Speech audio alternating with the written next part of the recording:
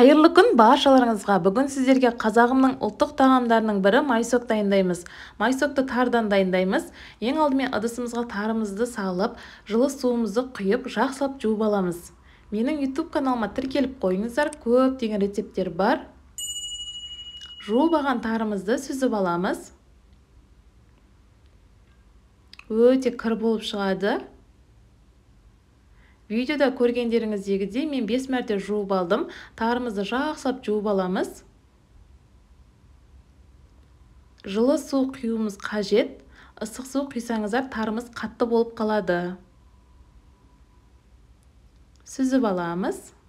Жақсылап жуып алған тарымыздың үстіне қайнап тұрған ыстық сүтімізді құямыз.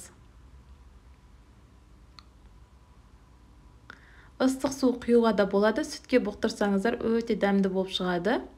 Бетін жауып 25 минутқа қойып қоямыз. Тарымыз ісініп, жұмсарып шығады. Артық сүттерін сүзіп аламыз.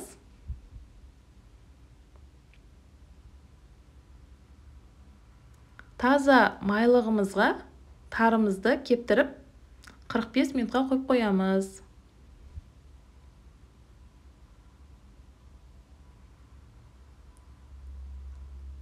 Тарымызды кепті ыдысымызға салып,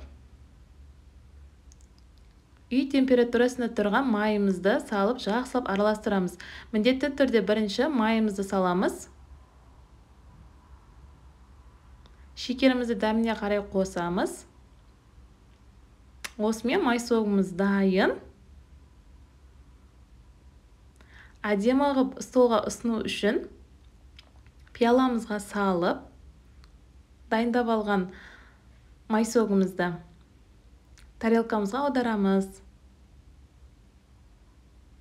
Сіздерге түсінікті болу үшін мен тағы да көрсетіп жатырмын. Пияламызға майсогымызды салып, тарелкамызға аударамыз. Осымен майсогымыз дайын.